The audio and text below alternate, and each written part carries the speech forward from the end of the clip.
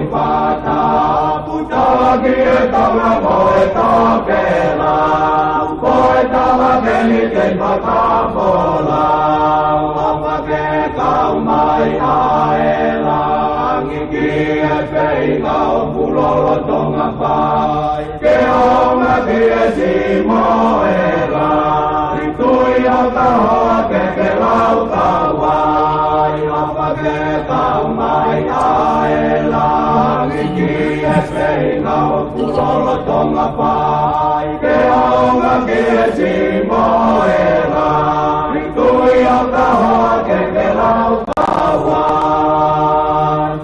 ai tonga ke tonga towe ke ai he Kano kupalo kei tope, oku ke maru ai tarite.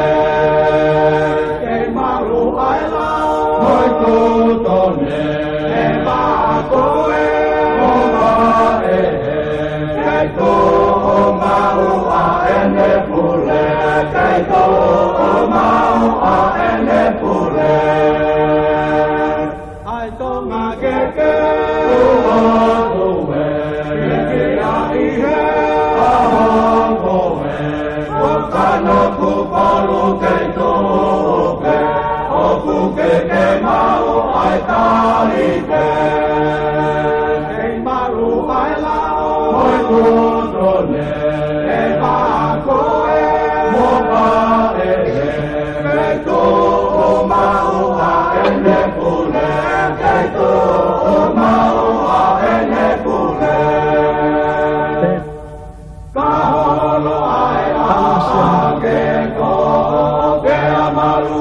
mai ae po mai na esi ne hopa one hulu ia mama mama lo ai la ake to pe malu aki mai ae po mai na esi ne hopa one hulu ia mama mama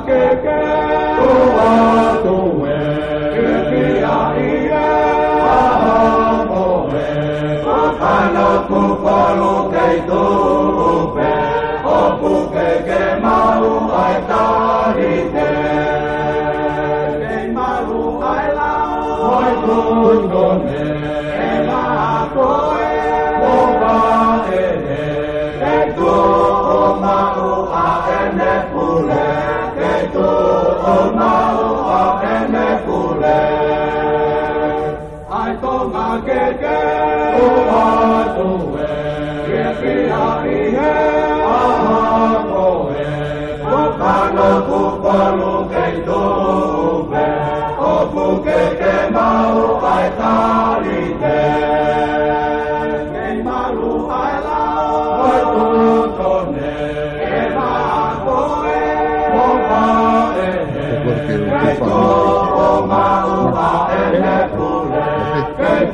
Apa buat wa mehen talangata ya te o fai ki to mama o ka ta fai nga mali ko ni ke whakahoko atuai e tau polokalama ko ia conservative common sense pe mo David Akau mai heni i he fini ke whakahoko ate tau polokalama ko ia pe mai whatawangi ka inga o kuongo lere ia tu pe tau polokalama ki ha whetu pe te ke lawa whanongoa e tau polokalama pe me apina o ku maa whiawhia ki taita lerei, loto whiawhia mo loto maa whana ki mua tolo ki he tau polokalama i a hone.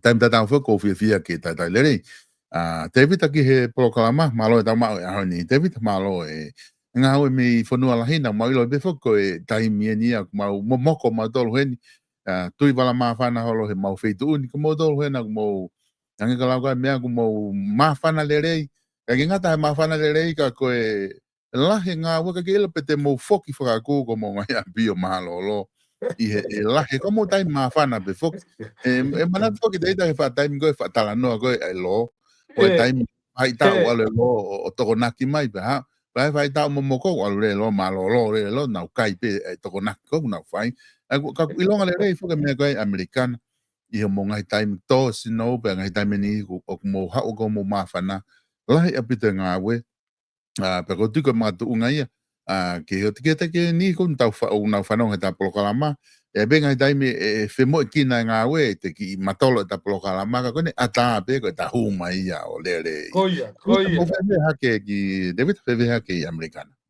Ia. So, mau sai pe whakaofa e mea kotoa. Ka koe ki mua ke hokate e tau pōtala noa ko ki pui ange pehe pe mo e mea matanga e ke whanua ka ma ngahi whakatapu ko takamua e tapolo kalama mai me mua ko ilo pe ku wate ki kore whakamore ki tau kainga whanongo mo e matalafo laukai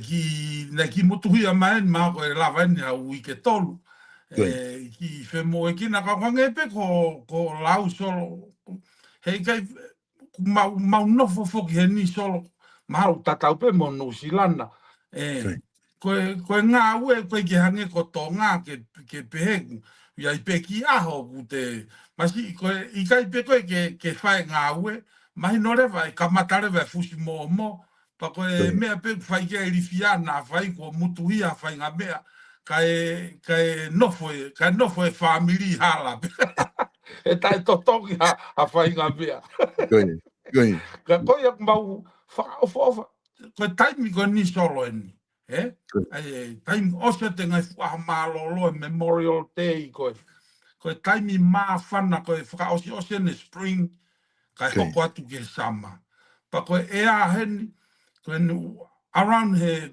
fitu noa ki he valungo fulu he aho ai mā whana koe hange koe lau te whakampe he lotonga e tau ka kato koe natulane ea ka o te tau te o toki he vani ka tau nofo peheni o ka pau koe sipingana ea ho mau whanua ka ku whakaofo ofa mea kotoa koe kainga he whanuani mau kei whekuki pe mo mea tatau whakaaho pe mahalo koe e mone lau koe motua wawau koe toki laku pe o nehe matape toki tuku e ngā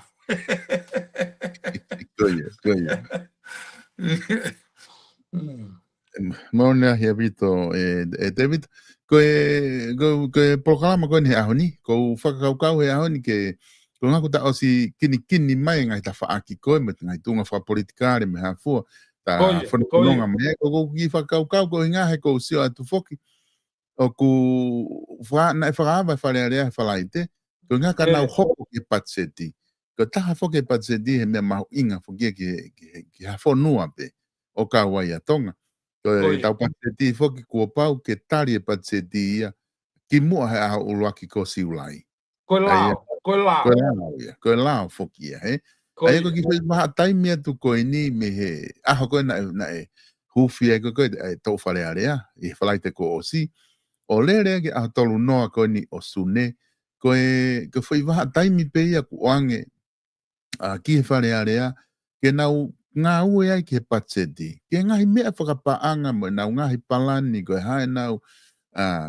priority e pureanga ke he whaitau koe ne taha ka hoko mai wafe wanima ki sune koe wafe wao no aia konga ia o ko so atu te nau hu o whai ai whakamatala ki ai ko nau tala noa e ko hae patseti e pureanga te whuke tau whanongo ki ai po koe hae tuunga ku iai ka ko uhinga ko whakaukau ai ke taki iafe o ekonomika he ahoni o tala noa ki tonu ia ko ia ko nga ke taki iafe ki ai ko nga ke lere pe mo hohoa mo whiunga mo mea ko hoko he tai nimi ku lere mai me tonga ko he o tau whanua ko nga ke taki iafe ke tunga wha ekonomika he ko utui o ku mahu inga a pito ai ta whaaki ko ni ke whai ke hawakai ka pau te tau wakai ke tō wholofola koe ni a whio he whakaha ni wharearea.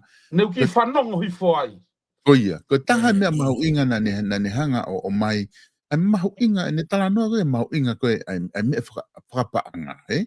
Au pito. Koe ke whai totonu he mea whakapaanga, ko tau ai hau receipt he mea whakapaanga, whatongia ke mea whakapaanga, whatatau moe lao.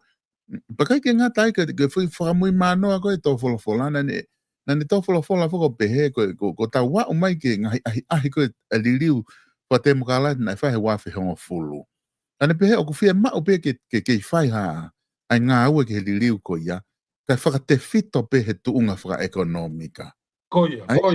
tui ko fo itake kina mahu inga ia e whelave ia mo polo kalama koe ni ku loto ke tala noa ai pa mono mahu inga he ko ngā ko konga ko ni mahalo matuk tau wha tala noa fok me wa whengo fulu ke ngahi li liu ave ke fili ke kakai e pare mia mo ave ke fili whare area pa fili he kau taki me whare area ai pare mia fili ni kau minista ka koe whi hau koe tau whola au tala mai koe whakalelei o ku loto tu i ke tau wakai kia ke whakalelei koe nai whai ke whai unga wha ekonomika au mahuinga ka koe te tuku ka te koe te wita ke koe haho wakai ke tuunga koe ame tau whola mo ne mahuinga koe tuunga wha ekonomika ki tonga Asi e solo maro bito ai pe ko fati ki o ngongo ko ni maro o mai ki whakakaukau koe ko mautolu ko ne taimini American koe na kore e Trump ai foi ke patseti ko ni American ni ai foi patseti pe taha na ne ui ko one beautiful bill koe ai ko foi patseti ko American ni was pass here me House of Representative o kui he Congress he taimini ka bunga ko whakalanga talanoa hangi ko talanoa ko na ke tao manaka ke patseta tonga ai ko foi hu ko ni patseti was approve he House of Representative patseti ko na American ni lotonga i he ni mai a senatoa he taimini o senate ai vote senate ia mahalo i wike kahau ke foi beautiful bill ko na Donald Trump ani ko ke tau whakapanga hoko mai ka kula he opita ngahi liu ko ta liu fo o ia ko ni wasi pila ko ni a Trump ko no race ko ni a military budget ko American ni al hake ia solo me valungia piliona ki he trillion 1 trillion hiki ake wangia piliona ki olunga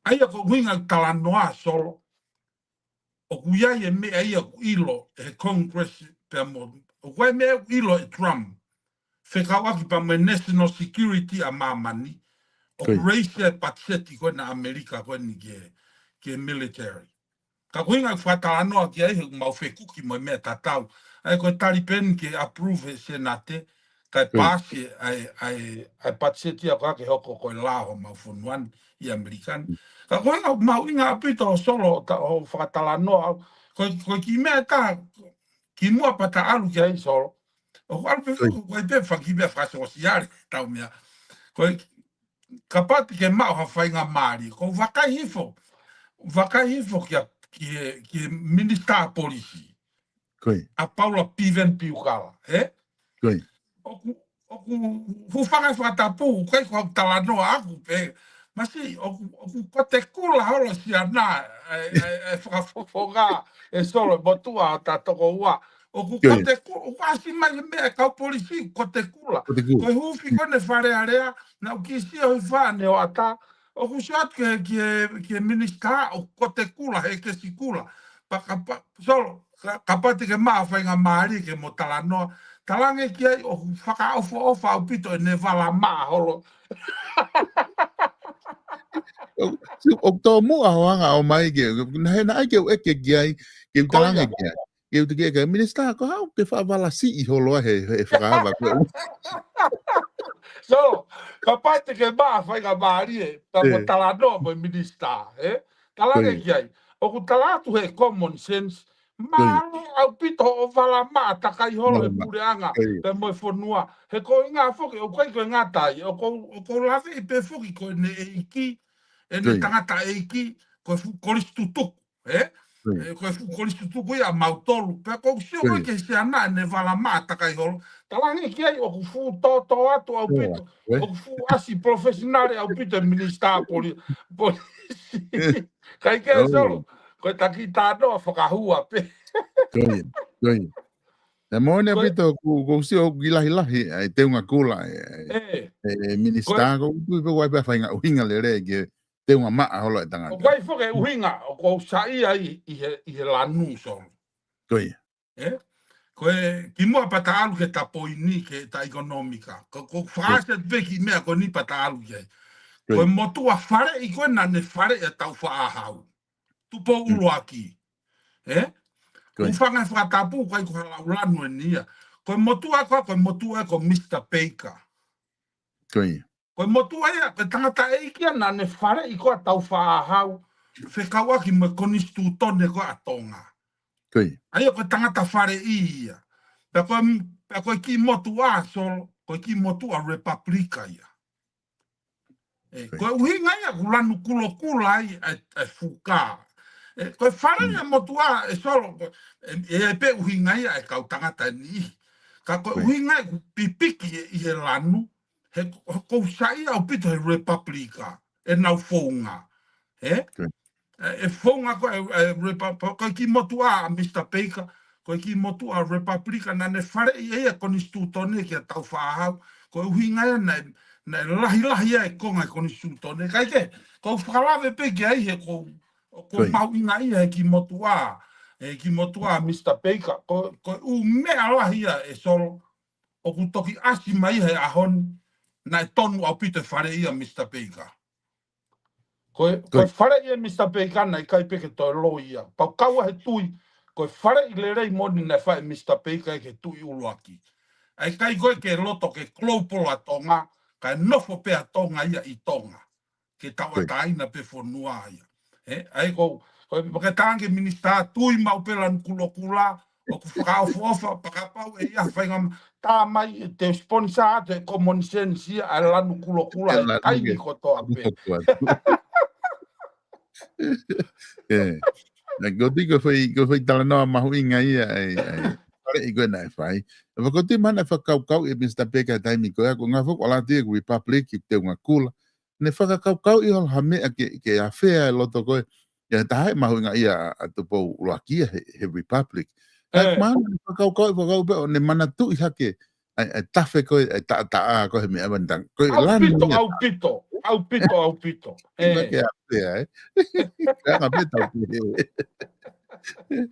Kai ke so.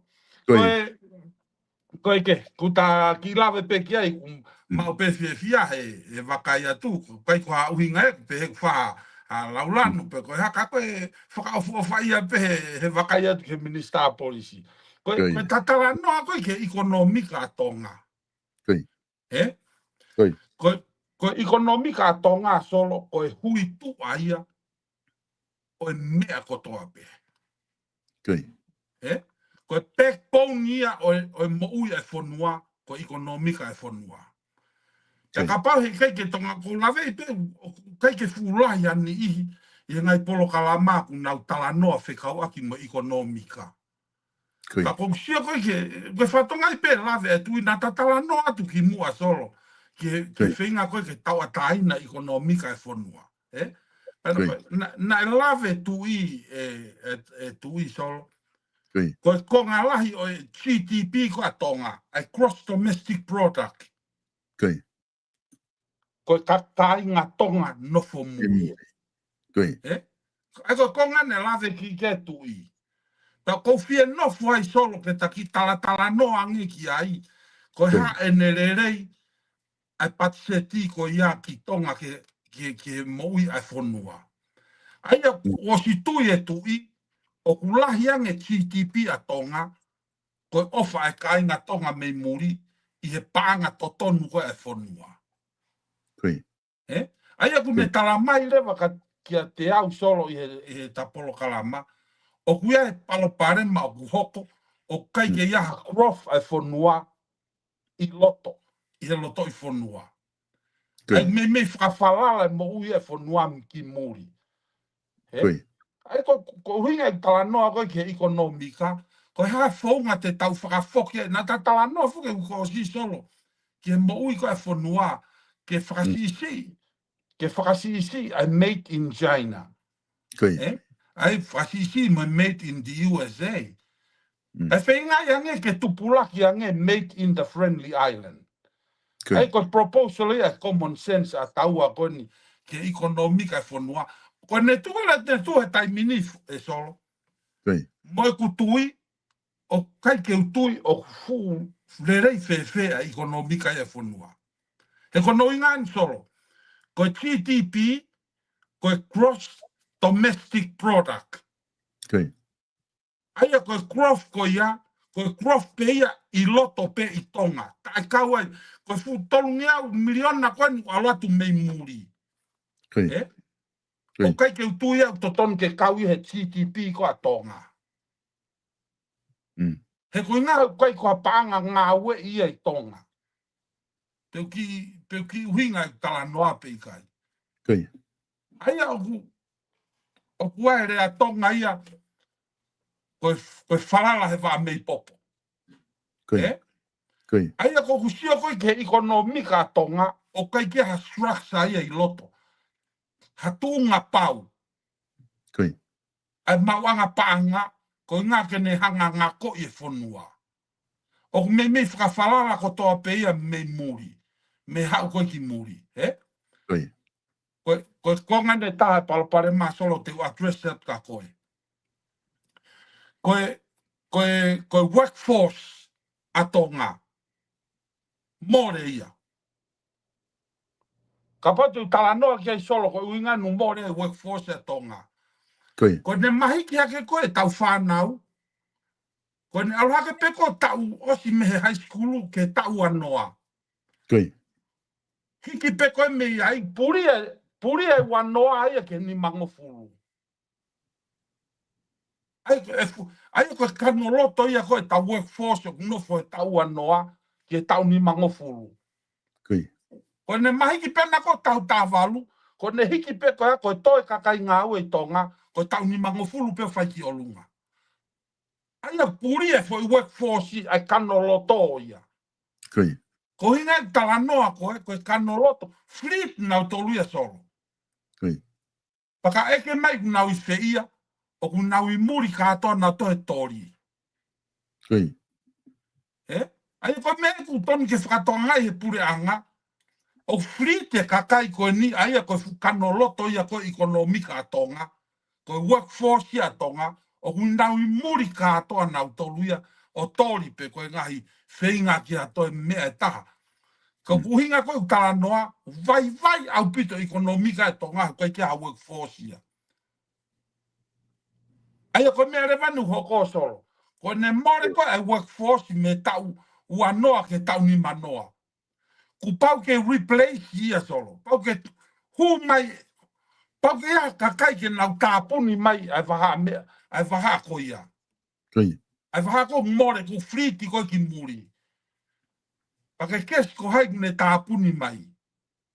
Ta Chinese. Chinese, yeah. I mai no ku ngā solo. Koi. Mahi na pita. Ko whakatu tāmaki lahi tahaia I economika ko atonga.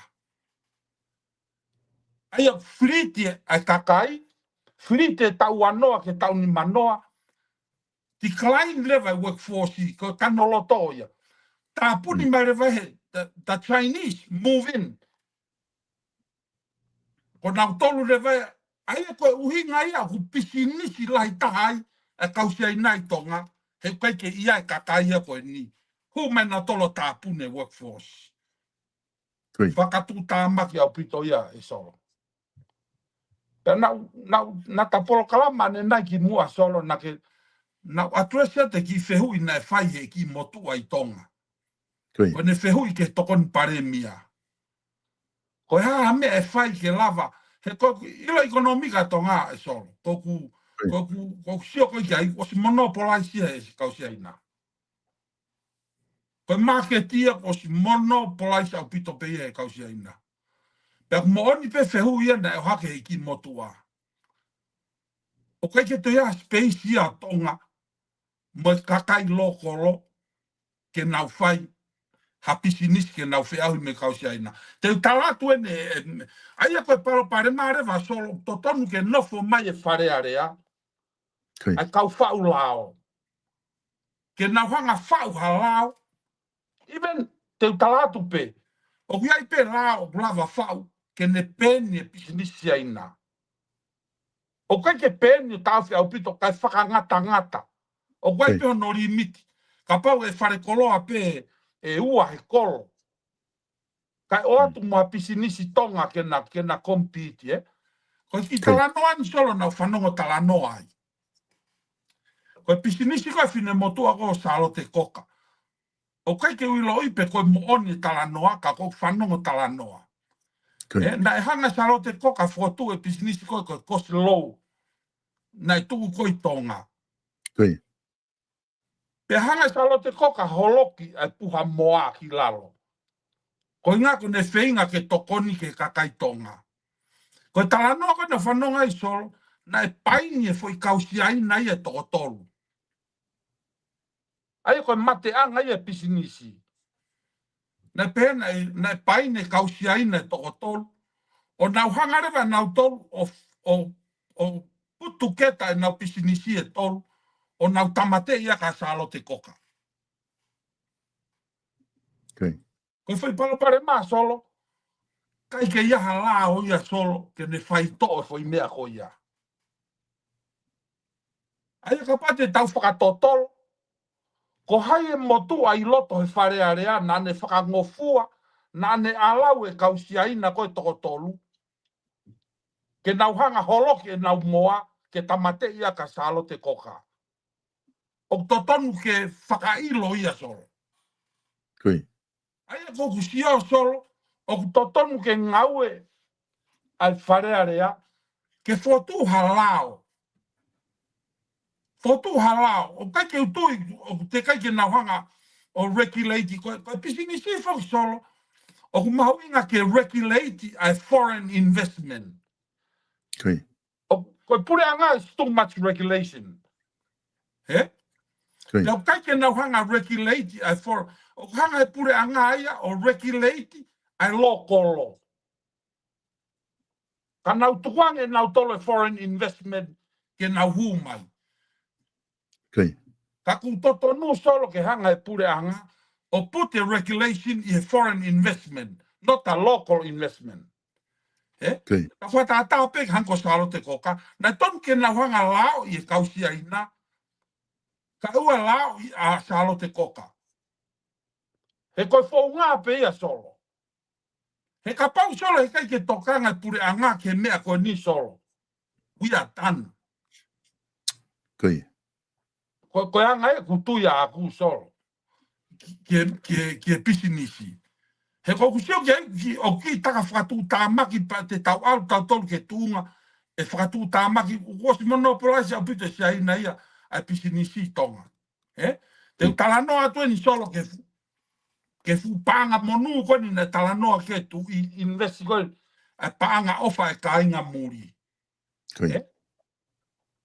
Sio ke pota kausia ina solo. Iloi he kausia ina ko consumption ko a tonga.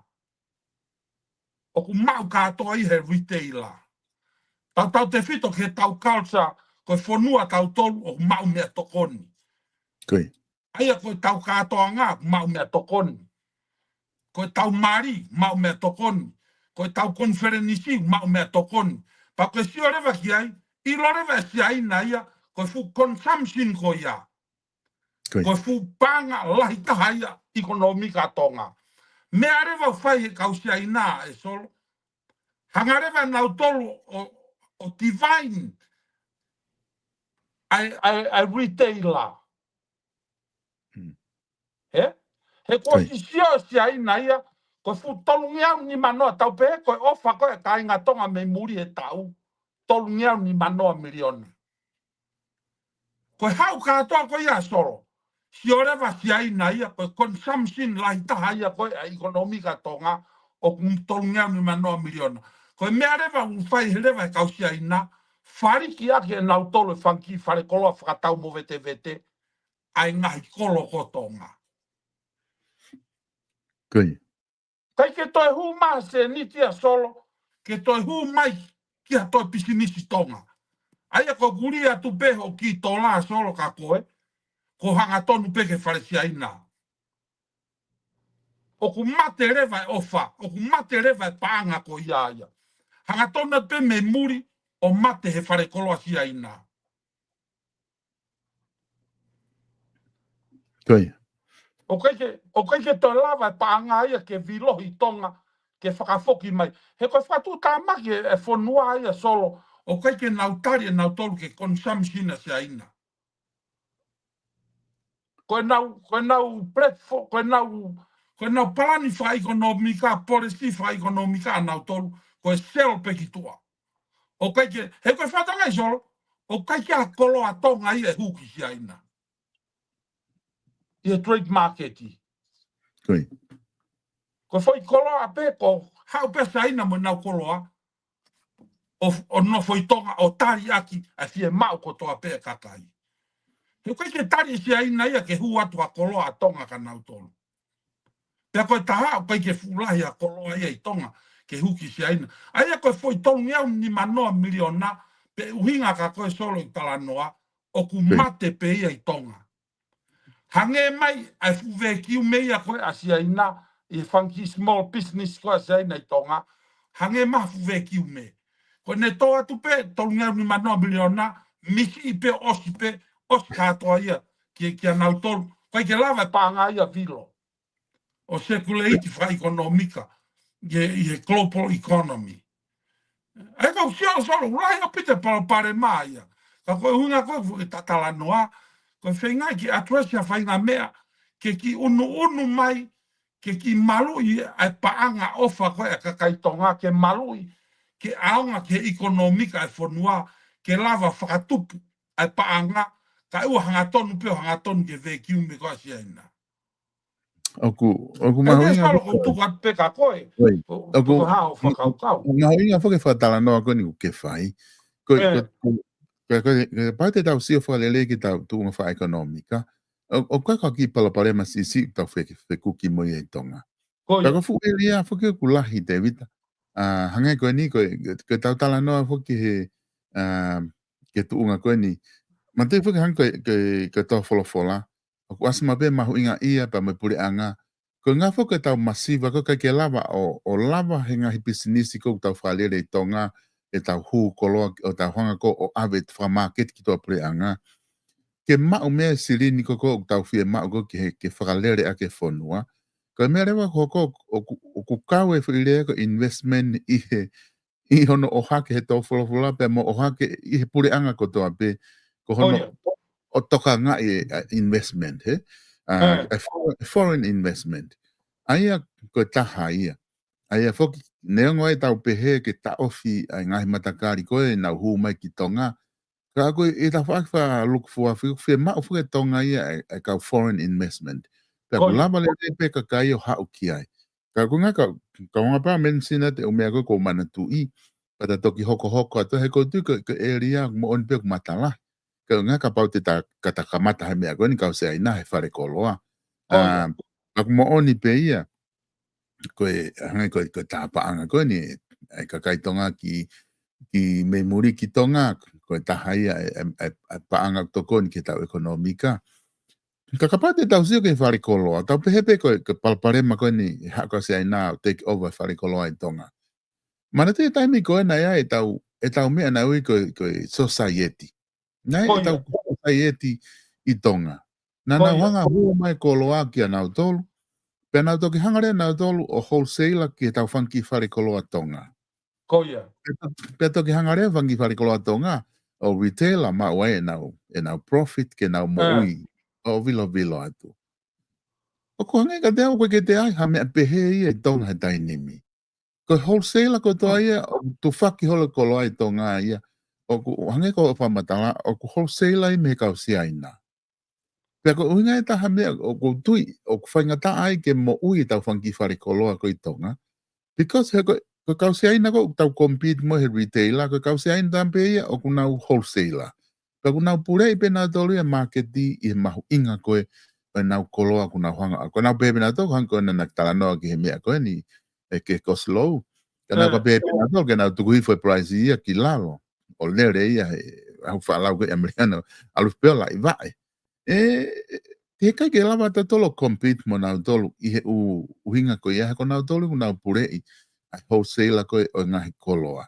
ai ko tau sa foke dai ni mi pe o ku kau na me foke ton pare me ne pe he o ku kau lao investment act I lao ia te nau sio ki ai he wai ai mata mama pa ke ki ngata foki ai ko os mahino ka doria David dai ni mi o palo parema ai tau business fare kolo ai tonga e ko os me take over ka do e ka se ai na ai business ko ia ko konga ne ta ko ga ho ha fo economica mandi na ai ki lao na tari ke o mai me ka investment ia ko ni muri o ha una tolo o ki tonga na ha una tolo ia o to kava o wai o business ke he ku kamata ke na wala ki ai ka kapahi ke fai e pure anga hanga au ki ai I he tai ni e te tau toka haka ka pēa o se tau e ni ma pe hong fulu o te sisi na e kau se anai me hui tafa ako aseo kuna o se kamata ala ke Vestapolo to Vestapolo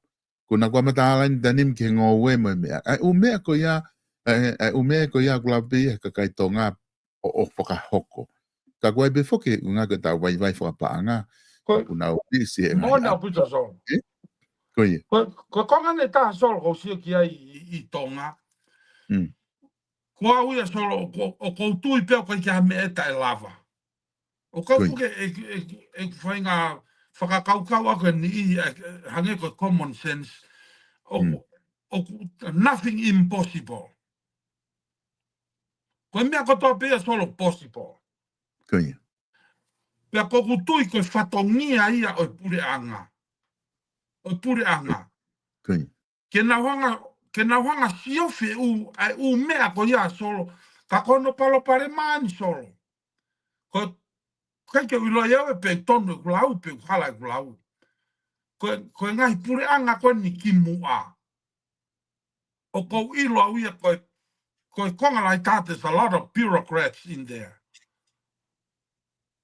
O ko osi whakatau ia he kausia I nā solo.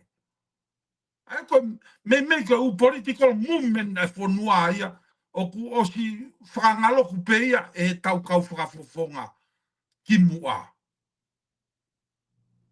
Pako ku tui ia solo. O to tonu ke ngau e pure anga ke nau fatu halao. Ko lao ko toa pe solo o whaua ki pe common sense e ta polo kalama. O kai kia lao ia pe na osi mai pe ha mea na osi ai ono lao. I kai, ko lao ko toa pe o ku toki whaua ki pe common sense. Aia ko ne ongo I pe koe common sense e ngari te tau lavea he lao koe pe whaureva lao ke ne taofi e mea ko ia. Pe koutui to tonu ke siofi he pure anga ia ai mata mama ko ia. He ka pae kai ke tau tokanga kia I solo. Pe tau hanga rewa solo o fotu o kai ke pe ke whau e lao ke foreign investment. Pe tau tai hanga ai o whau ha lao. Ki e tau kau loko ke kakai pisinisi ko ne whanua. O to tonu pe ke whau kia nau tolo e lao. Hange ko lao kere solo. Koe. Sioko ki fotu, sioko ta fotu wenge common sense ke lao kere.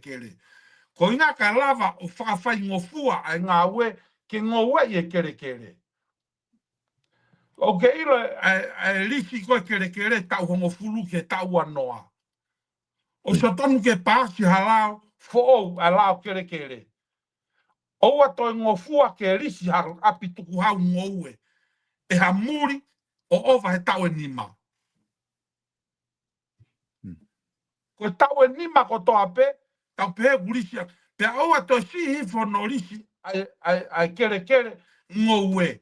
I he nima mano, I he tau e nima ko toa pe. Ai ko osi pe tau e nima, whakafou. Oua to e lisia solo au, tau anoa, tau nima noa e kausia ina. Tau pe nima, lisia ke taha mano, ai kere ko toa pe he tau.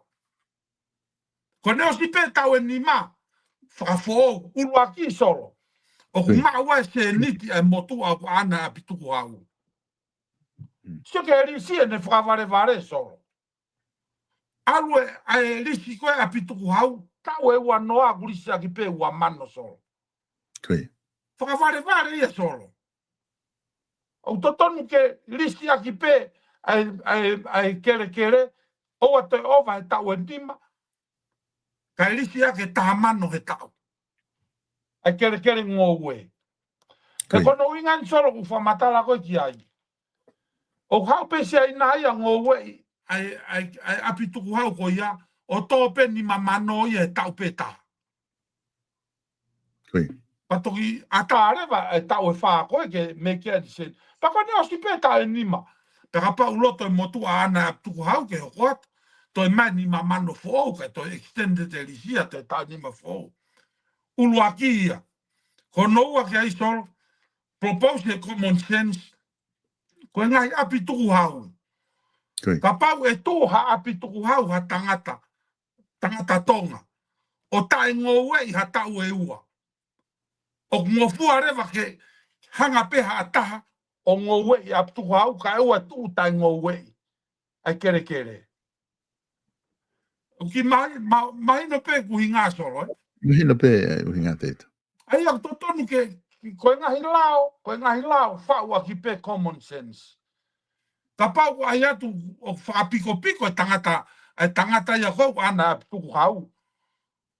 Io, o ai whaapiko, kai tukuange mai kere ke kakai kou nau ngāwe, ke nau hanga ngōwe, pe ai pe mohare a pau, ke o atu pe mohano inasi, me he mea humau me ono api tuku hau. He kou sio koe ki ono tuku tai ngōwe a kere, o ku mate ai whanua ai, he ko te whito ekonomika ai whanua. Ai ngōwe. Ka kange ko whanki la ko ia solo ko whakakaukau, e taki polo kalama, o totonu ke o mai ke sio ki ai kakai ai whanua, he koe ngai mea peu lava peu whau e lao, hange koe kere ke ua tuku tai ngōwe. He? Kai lava hoko atu, kai ke solo koe whakakaukau pe whaku tatala noa, ke whengai ke iaha growth ai whanua, kai oua te tau whakawhalala ki muri. Kai lava pe whanua o growth, o piu peha na growth i loto pe i tonga. He koutu i whako ku kau ai whaingata a ko ia ke mao ngai fo i te au, ke mao ngai fo i api ko e he kau se aina. O ku kau ia i hono ta ofi ko e nau tolu, ke ute nau te fuloko ala holo ke u ngau hanga tō kawa, ko tō vanilla, ko e ngahi mea pehe, ngau e taimi loa, pau whe mao fo ke u api ha ngahi api lahi ke whai ai.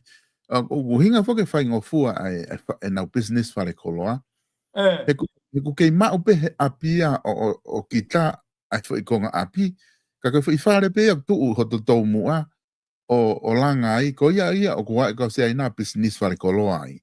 Ka ku kei mao pehe ka kai tonga ia, nau kei nofu pena dohe fo i api, tuku kehe u api ni i ku nofu pe kau se aina business whare koloa pe mua, pea moha whainga hiki fo ai family ka ki muri pa nau risi e pena tolu mo api nofu anga, o nau nofu e pena tolu ai.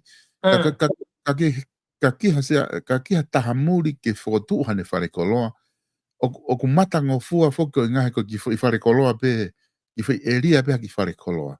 Ka kiha taha saina ke tō hane kawa, o whea mau whea whoi te au, po whoi e ka eo, pā, pe te whi e tolu, Koia. O hinga ia, o ku kei ta ofia ki nau tolu, ke nau wala, ki ngai businessi, ka pau e mau e whainga maari ke nau wala ki ngai kere kakai. E te tau haka i pita tōku nau stake over na tō me tō ka wā. So na tau si hiwa ki i video, mā koe api uta, o mai me tonga koe api uta na elisi, flesevele mahal koe elisi ki kau se aina. Tōku whi o tau o taina pe kakai e elisi o nau api. Ka ke tau hinga nau, o si hau na tō vestapolo ai. Lere pe nau tōlu ahoi fitu sāpate ki he, ki toko naku ki nau te malolo na tō e nau ngā weha aho ko ngā ki ka kusea kuna haure na tolo o fe auhi leba mo ta whanki family tonga nau si lava peo tō atu pia ki turiki ko ki whai vestapolo ka ka whainga palo pare mai o whai kuki pa ekonomika mo tau tori tonga taini. Ja koe mea whake taha solo o moni au pito o tala noa mo si o koe mea taha ke tau toka ngā iange koe i tonga o whakairi whia a kausia ina, he ku whan mai he CCP ia, ai mea ko toa pe. Ko nā mana tō ngou e ko ngala I te taten solo ke ila ko ngala business ai na ko tonga o kui kai ko kausia I na pe ia ko na utolu ia ko haya hange pe na utolu ha employee ai fu polo kalama lai ta ai fani mai he CCP he communist jan kono inga he kue na wasenita ia from o kue global agenda ia CCP so o fatu tamaka o kue ke ilonga ia I tonga ka koe konga lahi ta na koe mene ta ko tonga ka hanko panke he o totonu ke oa na alau ha panke siaina ke tu I tonga ko ne toi fatu tamaki ia solo whairifia ia ko tatalano a fuki hanga I mea o kai ke pehia tau lau o ku tau pehe ku tau fehia ikai ko kakai ia ko kakai lerei pa ko kakai pe ngā ue pa kai ke tau pehe ke tau hanga o tukuhifo au pito na ikai ko whakakau solo ke ia halao ke ia halao ke nehanga o toka ngai ai foreign investment tau te fito kia nau tolu he ko konga lai ta o puri ai tonga ko konga koni ai GDP ko fonua e na growth na tonga o ke ilo konga lai ta ai solo is a laundry money ko money laundry ya ta te fito ki na tolu ke kausia ina hange ko ta no kon ke drugs ke fentanyl ko palo pare o kai ko palo pare mai ka palo pare ma tonga solo ko palo pare mai ka palo pare mai bisiaina ko okay te talato ni solo okay ro haka koe ai haka anga ko kemikale o mai bisiaina ko haka koe o Pasifiki o kau ho tau motu o tau tolu solo I haka anga koe I hono processi o mea koia ke Pasifiki o whaia mei tonga. Pea koe pisinisi koe sa global. O kai koha mea whakatonga ia. O ngāu ia ki he kausia ina ia. A o tau kakai. Ke process ke haka mea koe I tonga. O tu whaki mai ki a sileria monusila. Aia koe haka anga whai mei tonga solo. Te utalatu peo. Koe konga lahi taia economy. O ku tamate ia ki sia ina tonga. Kono process e mea I tonga. Ulo aki matangofua pea ke kai tonga. Kono ua o te kai koutoi ko minister polisi ko di o awe ai ki ai pe ko whamaro na whanongo ke talano a piven o kunau pusi e nau to luki nau pito ke loloto ki he mea ko ia. Ko tana pea ke he ko konga ekonomika e whanua is money laundry. Aia ko panga uri au pito pea. He ko hinga kai ke tau ilo tato hange. Ko palpare mo ka solo ma fe paki ma tolu mo ia amerikani. Ka koe malo e ne hoko mai amerikani ko Trump o palestini. Soko no faito e Trump e fonua. Hanga Trump ia tariff asi aina. Fo I peseti e wanoa ko tariff atatape oua te mouto e seni mai fentanyl ki Mexico. Seke pata e fonua. O mai e nau tolo me a whai haka me Mexico. O toki hu mai me Mexico me cartel ki Amerikani. Koe foi mea tatau pia whia tonga e solo. Kui. Te uta koe ki whiwhihu I heni ko hanga o hulu I ata he screen. Koe whiwhi ko ni ko o mai me he tau ka o mamata koe polo kalama mea toni. Ne peheke te au kusai pia no atu kau se aina o langa whakalakalaka e whonua a ke nau paanga. Kai ta ofi ke nau o atu hanau kau ngā e muri. Kai whakainasi aki e tau tonga. Koe taha whakeni e palapalema aku mooni tala noa kia toni. E ka heka pate tau whakakaukau te evita ki he ke tau tala noa koe he noa koe me se aina o si koe vela koe anu ko alofa. O ku wha o haki ai he ni I pau wha pehe whake ni he koe whakakata. O pehe na kai kia hapaanga na tau noa la I pepape. E ka unga whake na o pehe whake se aina I fwoi fiha ku I panke koe me se aina ku mea.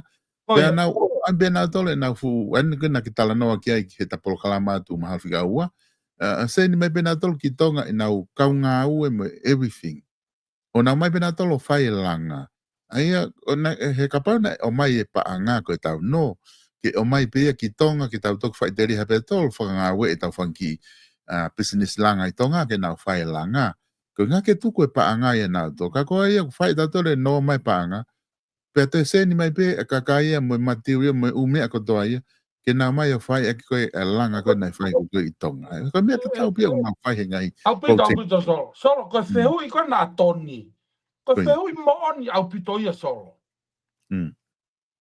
ka te kai ke lava e tonga ia fai to solo he ko global economy landscape whakamaman lai solo. O mai si aina fu trap, ko fu tau hele ko ia, o kai ko tonga pe fihi ai solo. O se ke fu tau hele e whanua whatu tāmak. Na e toki more ate fu wafu lai tā koina i Sri Lanka. Na e langa ke si aina ai ono piriona.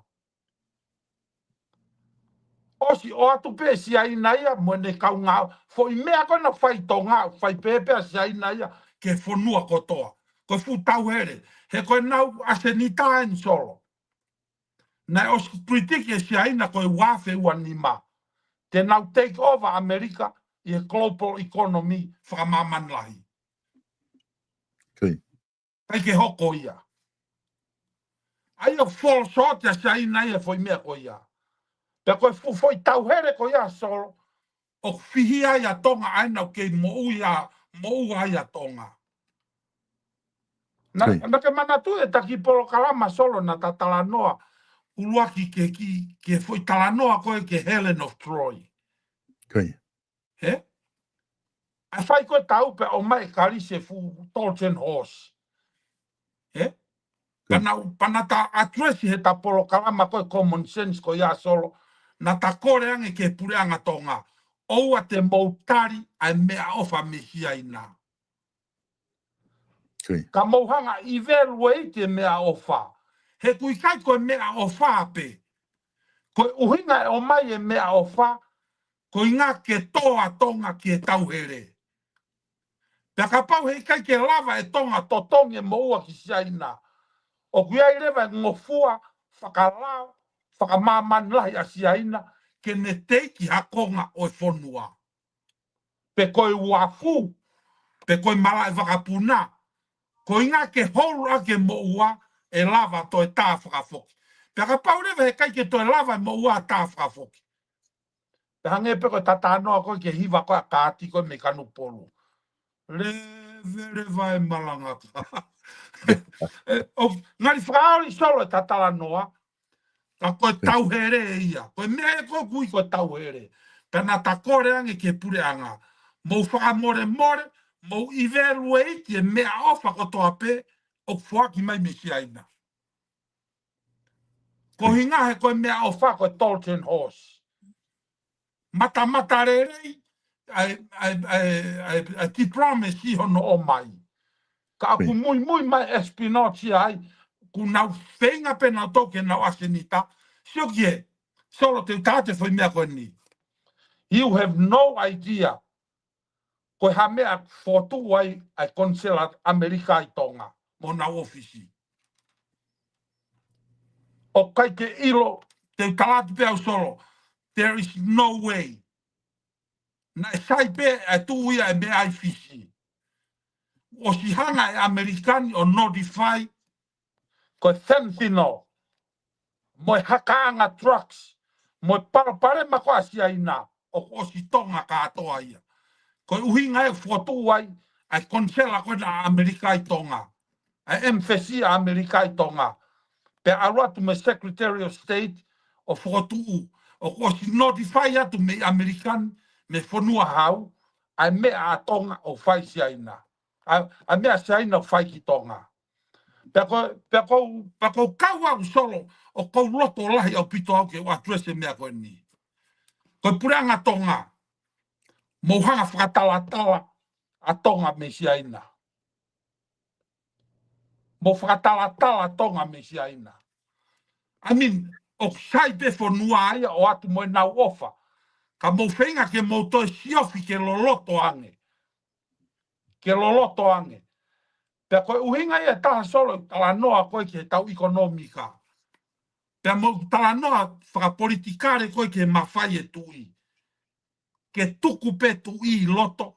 He koe tui pe kuiai hono loto. Ke ne hanga ku e whanua o ka pau te neongo i e more ki si aina. Koe whehui whoki ia, mahina pe te whakaukau ia, pia ko tiu mahina i peha tau kakai. Ko toi whoki nia whehui koe e taha koe ni, he ko tau sio atu whoki he u community tonga dainimi. Koe hoko hapalaparema, koe a whaa, koe hafua. Se aina mua si tokone atu, ate whae u waka. Ki koutou tai, atu e u tanke vai, ke ngai whetu kokogu, koe ke maua vai ia iku. Kona vai ke ma hana vai meli u fie ma go koe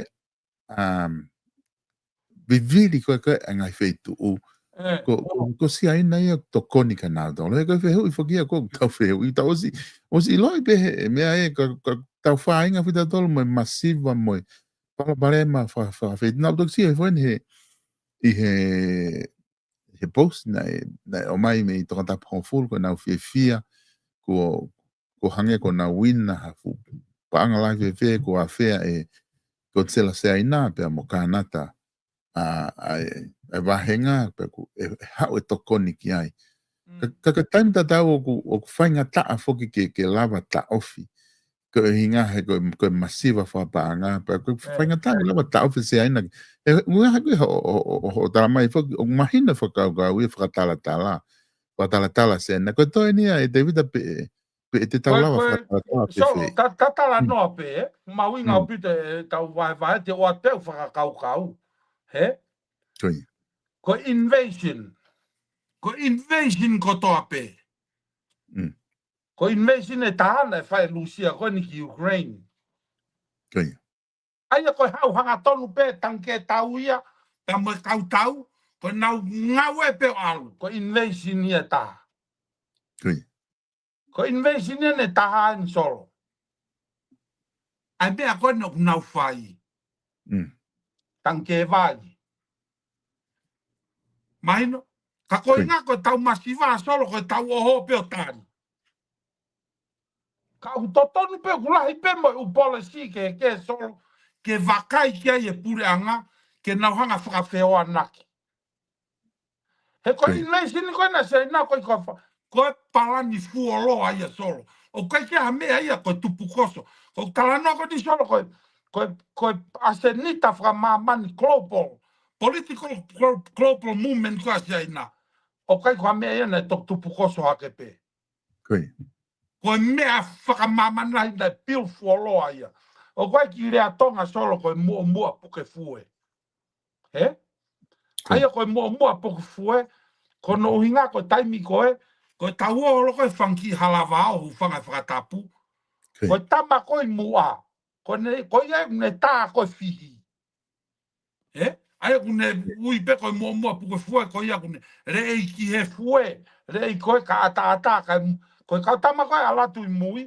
O kuno molo pe nau alu atu koe ke nau te hela e tā vao. He? Koe foi fou ngā ia solo. Ko invasion ia ko toka ngau ki ai solo. O kai ke nau hu mai pena to sai pe ia. O sai pe hu mai o tokoni hu mai but o kai ke ia me ia solo ko tokon for nothing. O kuiai pe mea o mui mai after. Ko mea ko toka ngau ki ai ko after meth ko e nau tunga whaka ekonomika. He koe whatu tā makien solo. Ko sia ina o pure i Communist Party. Tau ke ilo pe solo. Ko Communist Party o behind the scene.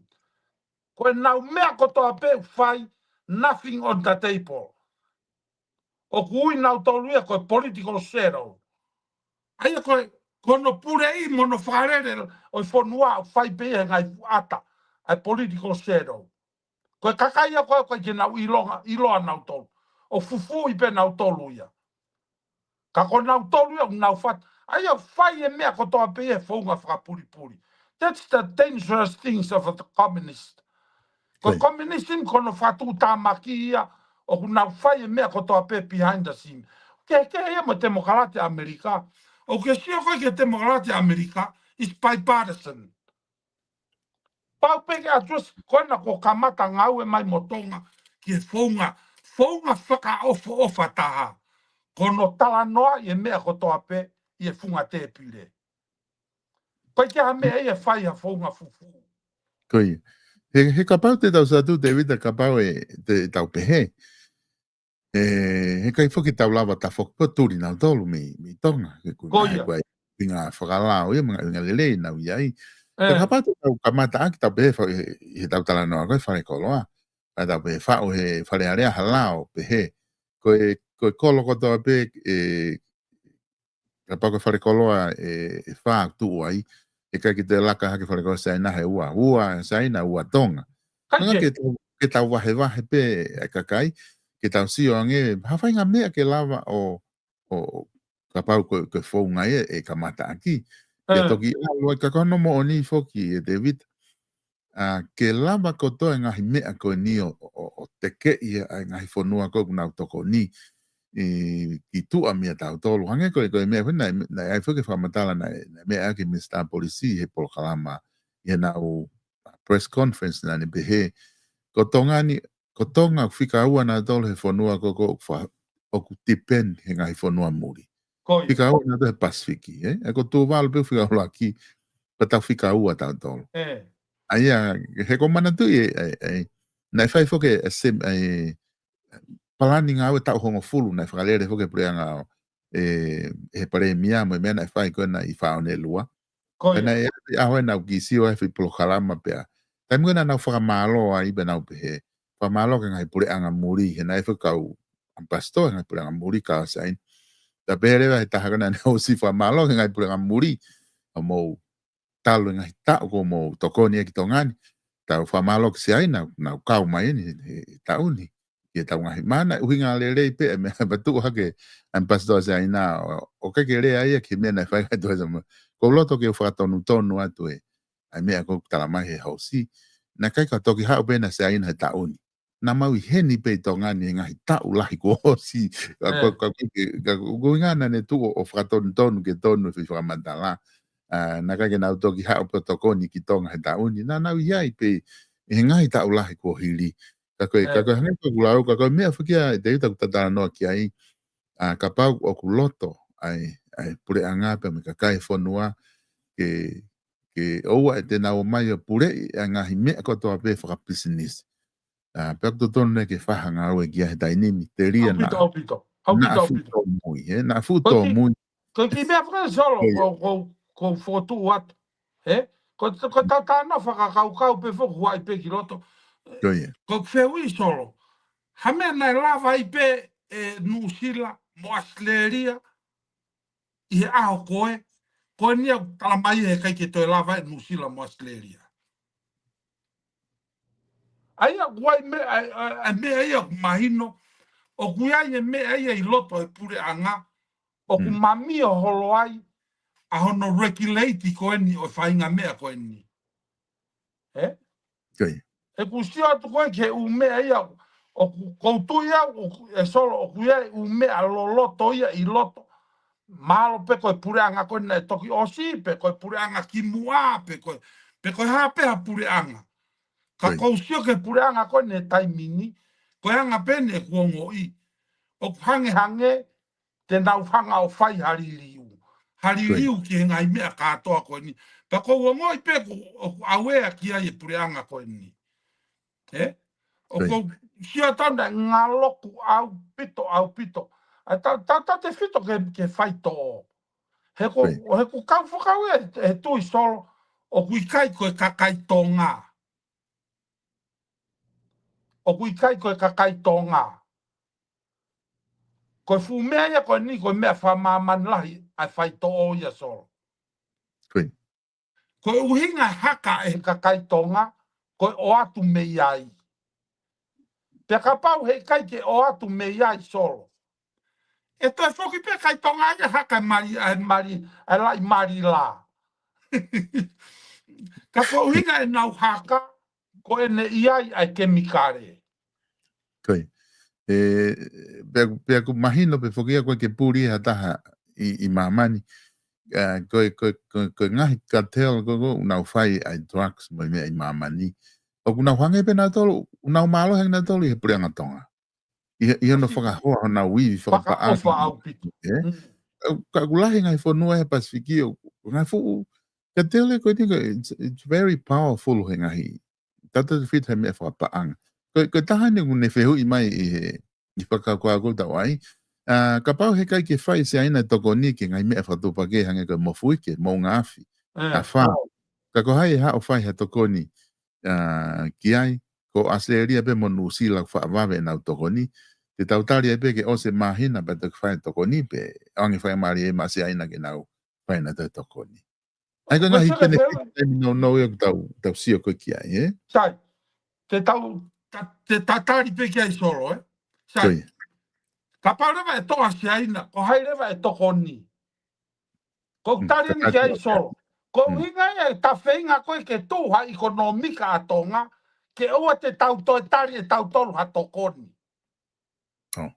Okay. O ki mai no tari solo, Sai, ko foi whehui ia, moni pe whehui ia.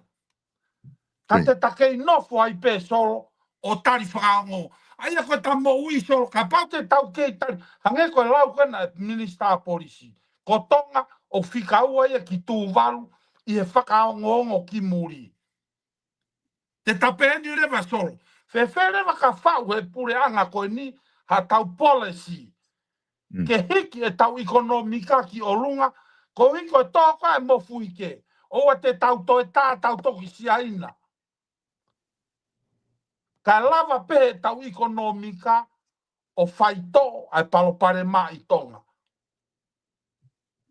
Ko uhinga e tau whakot, e tala noa koe common sense. Au ngoni pe whehui ia. Pakapate pehe whehui. Whewhelewa kapate take whakaongongo ai peki si aina. Ko foi tari tangata tonga tu o ngā ue. Ko hota koloa ke whakamonu. Nā lau mai pe tu I ono, ai foi mea koe ni solo. Tamatonga tu o ngā ue, ko hota koloa ke whakamonu. Ko foi mea ni te watua solo, he tapolo karama e common sense. Ko taimi koe ho mātua, na ia mataka, na ia e siaine, na whakawa hina, me ngai marketi muri. Ko whehu ia ni solo watu.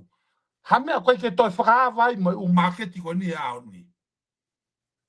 O kulava, ko siaine whanua ko ni, siaine me Ekuatoa e solo. Kai ke lava Ekuatoa ia whakasiaine Amerikani ata pe. Koe mahalo pe ko mahalo pe utonu pe ikai. Mahalo koe uhinga kai ke toi fie tarite ekonomika aia Nusila pea mo Australia kia tau tolu. He ku tau o mai tau tolu ave tau sirini ki si aina, ka kai ke o mai sirini ki Nusila mo Australia. Pea kou tui kufua ai ongo whanua ia koe ni, he o atu koe tau si, ke tori solo. O atu tori, nā mā tori Australia, mei ke pāngai Australia mo Nusila. Ke ria to tori, koe wharekolo haa ko ave ki ai. Ave ke wharekolo ki aina. Kana e tonu ke o atu sirini tori, pea whakakaukau I e tonga ke vilohi e sirini tori, o toi whakafoki mai koloa ki Nusila mo Australia. Ka lava e ufonua te mokalati koni a Commonwealth o investi tonga. Se mahalo kai ke toi tari siapania hina. He kua alatu kua siapani koe ke whai e utarite o whasituai mai e bureaucrats koi tonga. He? Pea o kurahi au pito me umia I tonga solo. O kou sio tau ki ai o ngarifua. Kai ke koe anga pe kutari akuia ke whehui koe na. E pehe koe, pea ka paurewa e alua si aina. ko hai te tau toi whakangongo ki ai. Tau tu, o ngā ue ekonomika ke o, ko uhinga e tau tala noa, ke lava a tonga, o mo ui pe i tonga, o ta e toi kau ai, ai ngahi tokoni mei muri. He kono inga tau whihia e tau ere, ko u tokoni koe mei muri. Koi. Ke taha whuke ne mea nai kamata whai he pure anga. Pat ka tau sio pe ke ai o tonu pe whakakau, wa mahal pa ka hana whai ngā whaunga. Ka e ka mea tonu ke tau ngau whakaluku fua ki ai. A hange koe ni, na hanga whuke pure anga o ai whama, tuwha mai whanki i moa. Ke tau he u api, ke lalahe whanki i moa ko ia, pa nau tamate e whanki i moa ko ia, kai whakatoa fua, nau kai me ai, kai whasisi e nau o whakamore. Tuwha mai mai whanki puaka, ke nau hanga o whaamai, ke lawa o whakatau, ke nau he whanki puaka, o tau hi o nau api, pa a ko ke whai whanki, mea ko ia hange ko whanki whaama puaka whai, ala peka sai nā ai nau e whi whaama puaka na tolo lahi au pito ia, ko tau te whoki pe tau tolu ia, ai mana ate whangi puaka a malo ea, whia kai pia osi peke na kai haasia, kai ke te lawa ia hoko atu, ko taha whuke tau palo parema, o tau whepaki moe, o tatau be me tau ngoue. Ana tau fuahina ki seaina, ki seapani, mo ngahi ngoue ke he pea ku tau fua ke ngai whanua, ku fulahi ke quantity whea mao he ngai whanua. I he olahi a kakai pea fulahi lewa quantity ko whea mao. Ko tau ki ngoue fua tau whai, ko ne ki whai vilo atu pea taha whakamāketi ko osia. Ko pea koe whea mao mai koe whanua ko ake alatu ai uta hano tolu mo hono wha o sia ka tau tō. E toi tari whokia. Na wata na toke ngai whanua. O koe lawa eke nau whai na tole ngoue koe akai peke toi tu uia. E uta peke ngai whai tu u. O awan te wawen ke tau manioke mo hafua. O lawa ngai whanua ke he ia o uta hoko ave. O tau tolu ia ku ki lere tu pe ia pa tau tu da tolu ia ai tau mea ke. Ka koutu ka uhinga tala noa koe ke tuku aki i hataha. Ka uhinga tau tala noa, ka pau ko hapalo parema whakaluku fua whakaekonomika ni ke whanua, o kutotonu ke tau ngā ue whakataha, moe kau taki, ke whakakau kau i hafounga ke tau lava, o teke ia i palo parema koe ni ki tua. Ka lava pe to ngā hange ko lau o whai ngā ue. David, ka te watu ka te koe ke ko hape ha me te ke lava whama opo mai ke ta programa David. Koia, solo. Hon ke kusai pe te tatoki hoko atu pe hange foko talau ko kavinga ko ne ekonomika pe mo lele ko ne patseti I whare area ko tu ko ta foki hoko mai te ta whenga ki tau nofo holo pe e ngahi mea wha ekonomika he kumahu inga ia. Mau inga au pito solo. E taimi ko nuk whaia no area e tau patseti ka kunga ka tatoki hoko atu pe te tatoi hao pe olo hoko atu he ekonomika he ta mea hoko. Koia. Hei, koe ki mea pe taha solo ko whaia he tau pōtala noa pe ni. More ke mamao pe more pe pure anga na ku tau tāpalasia. Hei kai ke tau tuku aki pe pure anga a tā solo. Koia.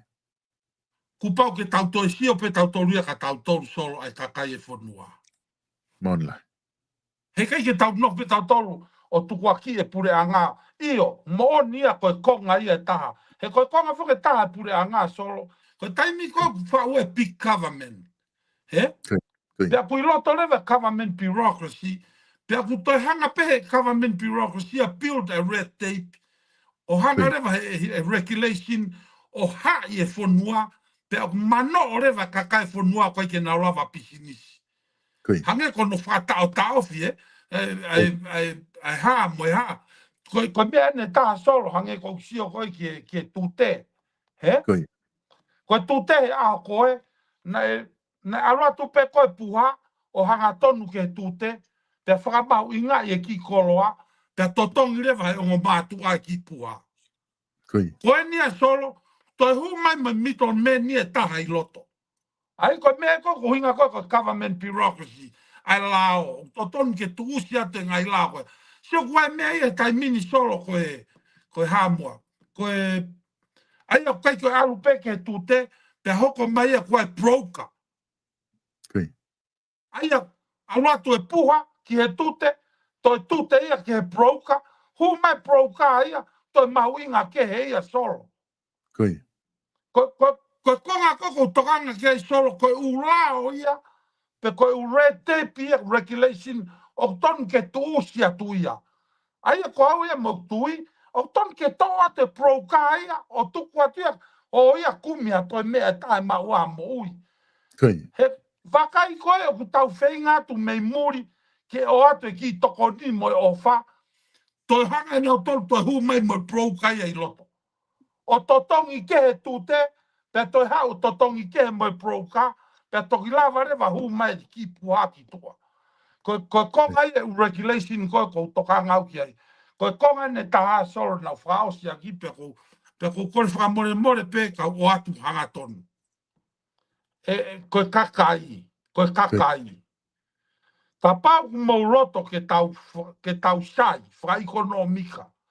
Solo, koe ke taha no ai ona. Koi. Koe pupuha ia pe. Koe tūpe ki o runga ngā ue solo. Whamore more pe solo, o kai ke ualasi e au hawhainga urungaanga pe ko hawhainga. Koe kua fuoloa tau solo pe ku ki fuoloa mai. Koe uhinga e ala mai e ngai foreign investment. O tā puni e kanoloto o e growth koe whanua, he ku tau tupe o mohe solo. Ko manatua tau solo ko mātua, ko mātua. Moi mātua e kolo. Masi ko mātua ngā ue.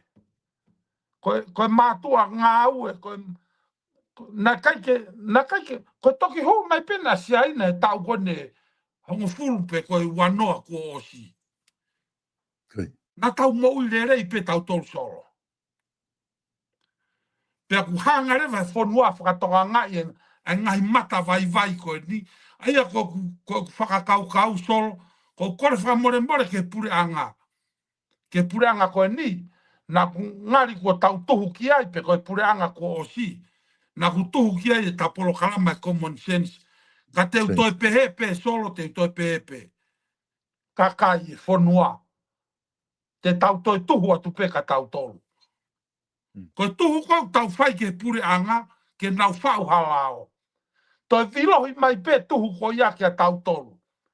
O kore kia tau tolu e kakai e whanua. Whaua he pure anga halao, ka tau tuwa tau tolu ngā ue.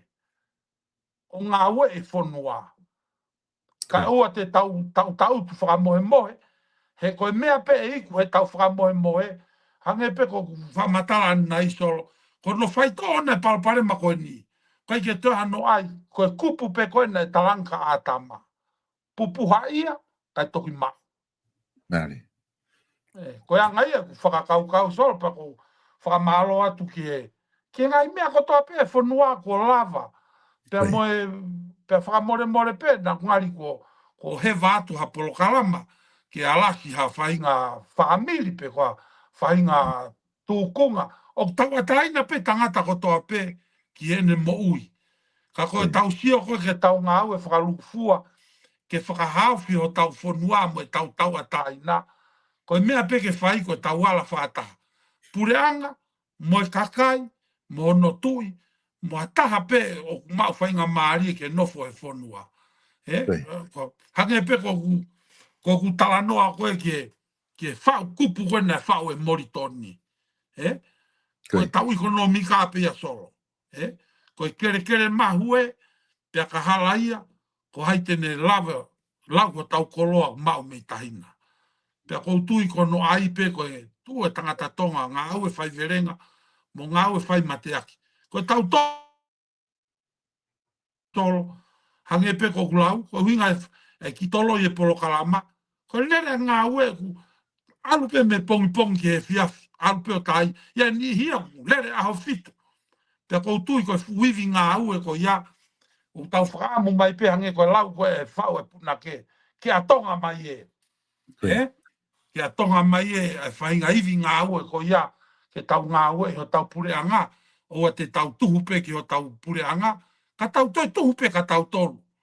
Ke tau toi tuhu pe o ngā au e whakataha me pure anga, pea ko tui ko e kawha ko ia, ko e no o ia ku, o ku malo alu me ka fa me mai ka fa pe toki lau ko mea ma ko ne alu ke lopa ai o ne ia mai fefe ka ko ia ta fia ko to ai ai ke so malo pa fo ke te taimi ki a koi malo bito David ai ma fa nga mari hon pe mo no sponsor pro kala maguni ke le ke taula wa tala no ai ki hinga hi ka venga ke pekta o mai fogen he pro kala man ki he ka venga fa economic fa pa anga fo noa pe neongo pe David pe kuta lava o atu haki i tāna ki he paloparema o hoko ki he sektor ko ngai whare koloa.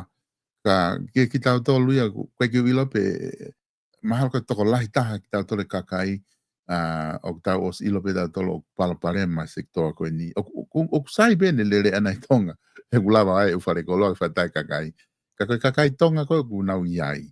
Yo ko whaasio mau pe he tohi ai taha o e tangata ko whaasmama ku ne whaleare ne business whare koloa ma talaf paanga ka takatahaina e whaiangong. Ke ne tohi mau pe mo ne hanu mau pe i hono hanga he kausi ai nā o kūmui o nahonga o purei ai marketi whare koloa mo nau ko fupalapare malahi en ki tonga hange o nau loto pe nau tolu ke alo e moa ia tola e fitunima. Ku hiki hake be me tola e whanima tatahaya fitunima. Ko nau pehe bina take tuhi whakilalo, arifu. O nau tolu nau pure i hangu lau, nau wholesaler, nau retailer. Ka koe hinga, koe toko laki taha, kakai koe i business whare koloa. Mo kakai o nau whakaukau ke business koe ni. O nau ostala mai bina tau mi tonga o ku palaparema. Koe ke mauha nau whainga maari, e ko pure i market whare koloa he kausi aina. Ko tau tolu ko ni tau no fo tala noa ko haha fonga e lava ke ta off nau tolu ke ta off ia ke o te nau pure i mga hi mea ko toa pe tonga whakapaanga ka tau toki nof pe tolo o tari ui ka nau tolu e David ka koe te toki hoko atoai i he programa hoko kai malo api to ma e whainga maari malo e kau mai ke tau programa pa malo atu ka tingi mo tolu kainga i he lava ke mo kau mai o maha mo ngahi comment pe neongo koe ki lawa whainga maari ke eke ka kou whinga pe ke hulu atu i he screen ke lawa ke mo mamata koe i he prokalama pa mo whatonga i whai nai ngahi whihu ina mo o mai pe aku ma hangai ko lawa koe mea koe ngata anga pena ki mea kuma lawa oho wahe atuai munte vita ka mo tok whakakato e te mo tol mahana na sayang e ngahi whakaukau moanga o mai pe toe lele yang e ia mo loloto ke tawako mea i he ngai polkalama hoko ka te matok foki mai hiri hawi ke me heni ke whakahoko e tau polkalama ko ia conservative common sense pa mo te vita kau ka mo pouria tau toki whilongo aki.